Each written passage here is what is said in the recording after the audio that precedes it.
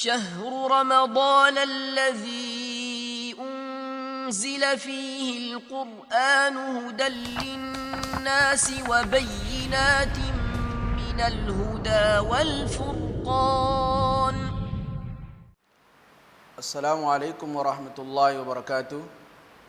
بسم اللہ والصلاة والسلام علی رسولنا نبینا محمد وعلی آلہ وصحبہ اجمعین ومن تبعهم بإحسان إلی یوم الدین وبعد.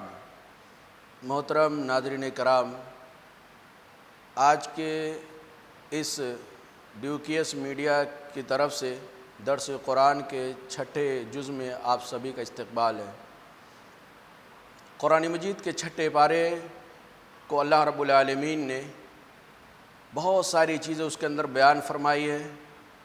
جو مجھے آپ کے سامنے آج بیان کرنی ہے وہ یہ کہ اللہ رب العالمین نے ایمان کے اعتبار سے لوگوں کی 3 قسموں کو بیان کیا ہے. یعنی کچھ لوگ ایسے ہیں جو اللہ پر ایمان رکھتے ہیں، اللہ کے تمام رسولوں پر ایمان رکھتے ہیں، اللہ کے تمام نبیوں اور اسی طرح اللہ کی تمام کتابوں پر ایمان رکھتے ہیں. یہ لوگوں کی پہلی قسم ہے جو کامیاب ہیں، اللہ رب العالمین کی رحمتوں کے مستحق ہیں، جو جنتی ہیں. لوگوں کی دوسری قسم وہ ہے جو نہ اللہ کو مانتے ہیں، نہ رسولوں کو مانتے ہیں، نہ کتابوں کو مانتے ہیں. ان کا بھی انجام صاف ہے.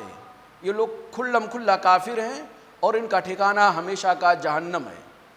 لوگوں کی تیسری قسم ایمان کے اعتبار سے وہ لوگ ہیں جو اللہ کو مانتے ہیں، کچھ نبیوں کو بھی مانتے ہیں، کچھ رسولوں کو بھی مانتے ہیں، اور اللہ کی کچھ کتابوں کو مانتے ہیں اور کچھ کتابوں کا انکار کرتے ہیں.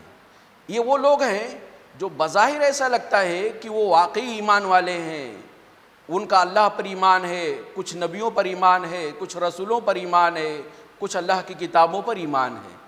اور یہ لوگ سمجھتے ہیں کہ ہم لوگ کامیاب ہیں، ہم لوگ ہی وہ لوگ ہیں جو اللہ رب العالمین کے چہتے، اللہ رب العالمین کی نعمتوں کے مستحق ہونے والے ہیں. لیکن اللہ رب العالمین نے بیان فرمایا نہیں، ایسا نہیں ہے.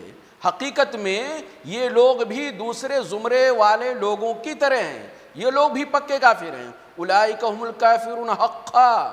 یہ لوگ بھی جو بعض نبیوں کو مانتے ہیں، بعض نبیوں کا انکار کرتے ہیں، جو بعض کتابوں کو مانتے ہیں، بعض کتابوں کا انکار کرتے ہیں، یہ لوگ پکے کافر ہیں. ان کا انجام بھی ہمیشہ کا جہنم ہے. ایسا کیوں میرے بھائیوں، میرے ناظرین کرام، میں آپ سے پوچھنا چاہتا ہوں کہ کیا ان کے پاس کوئی ایسی دلیل ہے، ان کی کتابوں کے اندر کوئی ایسی آیت ہے، کوئی نص ہے، یا ہمارے قرآن مجید کے اندر کوئی ایسی بات ان کو بتائی گئی ہے کہ ٹھیک ہے یہ دلیل ہے تو فلاں نبی کو مانا جائے اور یہ دلیل ہے تو فلاں نبی کا انکار کیا جائے؟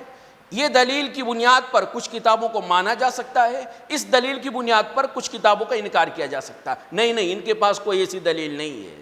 جو دلیل ان کے پاس موسیٰ علیہ السلام پر ایمان لانے کی ہے، وہی دلیل محمد رسول اللہ صلی اللہ علیہ وسلم پر ایمان لانے کی ہے. جو دلیل ان کے پاس عیسیٰ علیہ السلام پر ایمان لانے کی ہے، وہی دلیل آخری نبی جناب محمد رسول اللہ صلی اللہ علیہ وسلم پر ایمان لانے کی ہے. وہ دلیل کیا ہے؟ وہ دلیل یہی ہے کہ موسیٰ علیہ السلام پر ایمان کیوں لایا جائے؟ اس لیے کہ ان کو اللہ نے بھیجا ہے. عیسیٰ علیہ السلام پر ایمان کیوں لایا جائے؟ اس لیے کہ ان کو اللہ نے بھیجا ہے. تورات پر ایمان کیوں لایا جائے؟ کیونکہ اللہ نے بھیجا ہے. انجیل پر ایمان کیوں لایا جائے؟ کیونکہ اللہ رب العالمین نے ہی اس کو نازل کیا. تو قرآن پر بھی ایمان اسی لیے لایا جائے کیونکہ اس کو بھی اللہ رب العالمین نے نازل کیا ہے. لہذا یہ کہنا کہ ہم بعض کتابوں کو مانیں گے، بعض کتابوں کو نہیں مانیں گے، تو اگر کوئی آدمی، کوئی امت، کوئی گروہ، کوئی جماعت کسی ایک نبی کا انکار کرتی ہے، باقی تمام انبیاء کرام کو مانتی ہے، آسمان سے نازل کی گئی تمام کتابوں پر ایمان رکھتی ہے، صرف کسی ایک کتاب کا انکار کرتی ہے، تو بلا شبہ اس کا ایسے ہی ہے جیسے اس نے کسی نبی کو نہیں مانا اور اس نے کسی بھی کتاب پر ایمان نہیں لائے. ایک نبی کا انکار تمام نبیوں کے انکار کو لازم ہے. ایک کتاب کا انکار تمام آسمانی کتابوں کے انکار کا لازم ہے. اس لیے کہ ہر نبی اس بات کی تعلیم دیتا ہے کہ جو بعد میں آنے والے نبی ہیں ان کی تعلیمات پر عمل کرنا. ہم کو اللہ نے بھیجا ہے, بعد والوں کو بھی اللہ نے بھیجا ہے. اور محمد رسول اللہ صلی اللہ علیہ وسلم کے بارے میں تو باقاعدہ پہلی آسمانی کتابوں کے اندر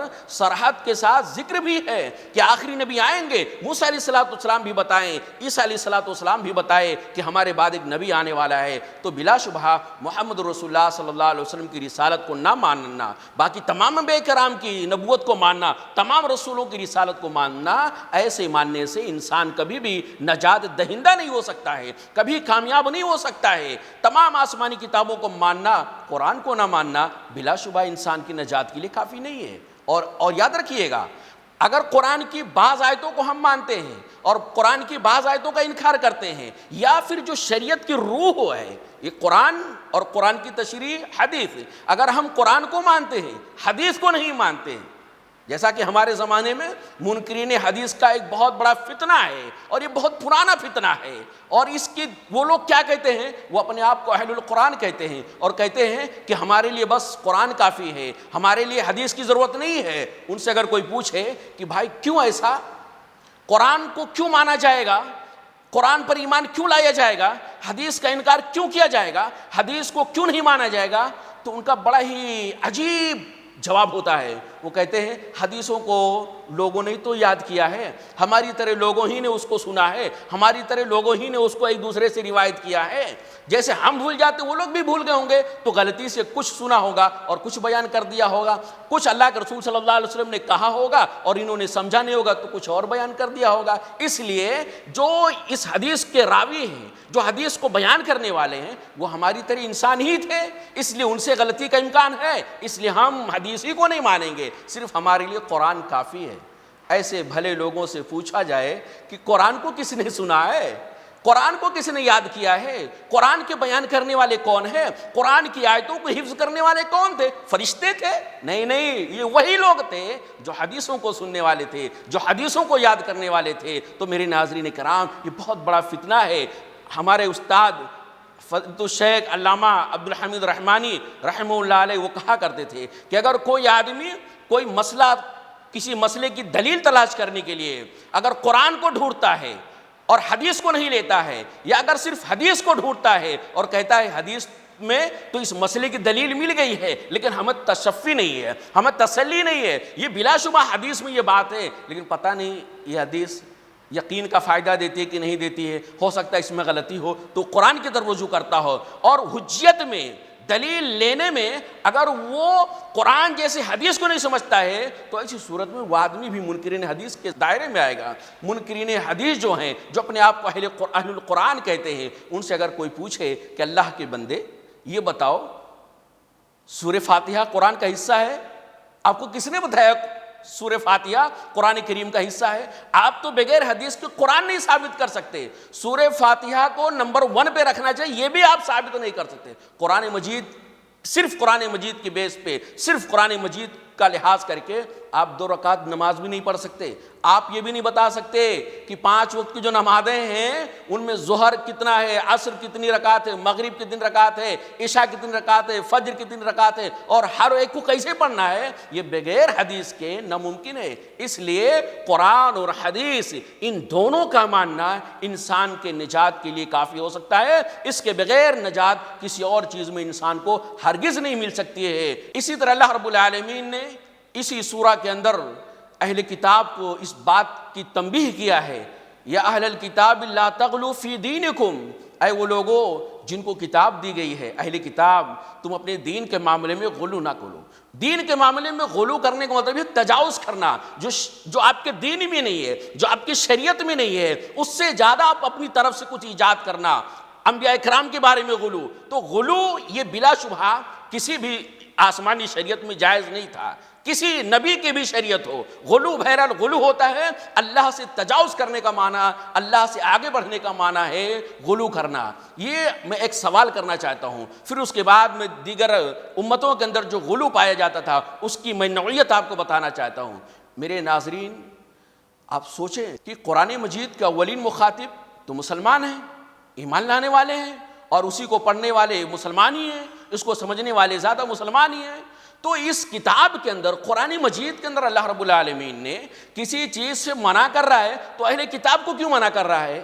یہود کو کیوں منع کر رہا ہے؟ اس نصرانی کیوں منع کر رہا ہے؟ یہ مسلمانوں کو منع کرنا چاہیے. لیکن حقیقت یہ ہے کہ جب اللہ رب العالمین اس آخری کتاب کے اندر پہلی امتوں کو کسی کام سے منع کر رہا ہے، اس کا مطلب یہ ہے کہ اس امت کو، امت محمدیہ کو اللہ تعالیٰ نے تنبیہ کیا ہے، وارننگ دیا ہے، انتباہ کیا ہے کہ وہ غلطی جو پہلی امتیں کر چکی تم ہرگز نہ کرنا. یعنی گویا اللہ تعالیٰ اس آیت کے ذریعے سے ہم کو اور آپ کو بتا رہا ہے کہ اے امت محمدیہ کے لوگوں، آخری نبی محمد رسول اللہ صلی اللہ علیہ وسلم پر ایمان لانے والوں، تم اپنے دین میں غلو نہ کرنا. کیسا غلو؟ غلو کی کیسی قسمیں ہوتی ہیں؟ غلو کے معاملے میں حضرت عزیر علیہ السلام کو یہودیوں نے اللہ کا بیٹا قرار دیا، حالانکہ وہ نبی تھے، حالانکہ وہ اللہ کے رسول تھے، اللہ کے بندے تھے. نصرانیوں نے، عیسائیوں نے حضرت عیسیٰ علیہ السلام کو الوہیت کا درجہ دے دیا، نبوت سے اٹھا کر کے، رسالت سے اٹھا کر کے ان کو الوہیت کا درجہ دے دیا، ان کو الہ کہہ دیا. کچھ لوگوں نے کہا یہ تو اللہ ہے، اور کچھ لوگوں نے کہا یہ اللہ کے بیٹے ہیں، اور کچھ لوگوں نے کہا تین میں سے ایک ہیں. حالانکہ اللہ حضرت عیسیٰ علیہ السلام نے کہا تھا کہ میں اللہ کا بندہ ہوں، میں اللہ کا رسول ہوں، لہذا مجھے تم اللہ کا بندہ کہو. اللہ کا رسول کو محمد رسول اللہ صلی اللہ علیہ وسلم کو چونکہ پچھلی امتوں کے غلو کے کارنامے معلوم تھے، اس لیے آپ صلی اللہ علیہ وسلم نے اپنی حدیثوں کے اندر بھی بڑی سختی کے ساتھ اپنی امت کو غلو کرنے سے منع فرمایا ہے، اور کہا اے لوگوں سنو، جیسے نصرانیوں نے اپنے نبیوں کی تعریف میں بہت غلو کیا اور حضرت عیسیٰ علیہ السلام کو ابن اللہ کہہ دیا، اللہ کا بیٹا کہہ دیا، کچھ لوگوں نے اللہ ہی کہہ دیا. تم لوگ مجھے ایسا مت کرنا، میری تعریف میں مجھ سے زیادہ غلو مت کرنا، اس لیے کہ میں اللہ کا بندہ ہوں. فقولوا عبد اللہ ورسولہ، تم مجھے اللہ کا بندہ کہو اور اللہ کا رسول کہو. اور اللہ کے رسول صلی اللہ علیہ وسلم اسی لیے امت کو تنبیہ کیا تھا. یہ غلو بہت ہی خطرناک قسم ہے جس سے امت محمدیہ کو خاص طور سے نبی کریم صلی اللہ علیہ وسلم نے بچنے کی تعلیم دیا. یہ غلو آتا کہاں سے ہے؟ یہ غلو دشمنی میں نہیں آتا ہے، یاد رکھیے میرے ناظرین، یہ جو غلو آتا ہے نا، یہ دشمنی میں نہیں آتا ہے، عداوت کی بنیاد پہ کوئی غلو نہیں کرتا ہے. یہ جو غلو ہوتا ہے نا، یہ محبت کے نام پر ہوتا ہے، عقیدت کے نام پر ہوتا ہے. علامہ حالی رحمہ اللہ علیہ نے اپنے مسدس کے اندر کیا ہی خوب کہا تھا کہ کرے غیر گر بت کی پوجا تو کافر، جو ٹھہرائے خدا کا نبی تو بیٹا کافر. مگر مومنوں پر کشادہ ہیں راہیں، پرستش کریں شوق سے جس کی چاہیں. نبی کو جو چاہیں خدا کر دکھائیں، اماموں کا رتبہ نبی سے بڑھائیں. تو اس امت محمدیہ کو بھی اللہ کے رسول صلی اللہ علیہ وسلم نے تنبیہ کیا ہے کہ میری امت کے لوگوں، غلو ایک ایسا راستہ ہے جس پر چلنے والا ہلاک ہو جاتا ہے، برباد ہو جاتا ہے، وہ کبھی بھی کامیاب نہیں ہو سکتا ہے. اس لیے میرے بھائیوں، غلو سے ہم نے اپنے دامن کو بچانا ہے. اسی طرح اللہ رب العالمین نے سورہ مائدہ کے اندر، سورہ مائدہ ایک ایسی سورہ ہے جس کے اندر اللہ رب العالمین نے قصاص کے معاملات بیان کیے ہیں، حدود کے معاملات بیان کیے ہیں. حابیل اور قابیل کا واقعہ اسی سورہ میں آتا ہے. جو اللہ رب العالمین نے سرِ دست یہاں بیان فرمایا ہے وہ ارشاد فرمایا ہے، لا یجرمنکم شنعان قوم علی الا تعدلوا اعدلوا هو اقرب للتقوی.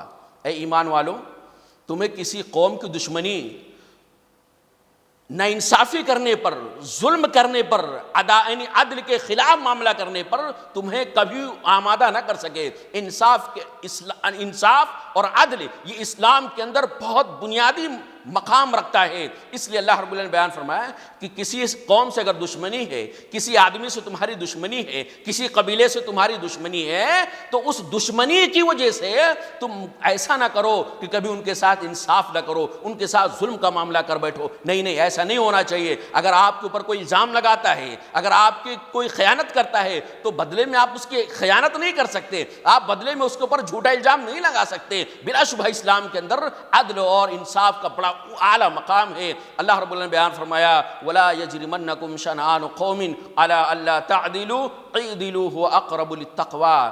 انصاف کرو.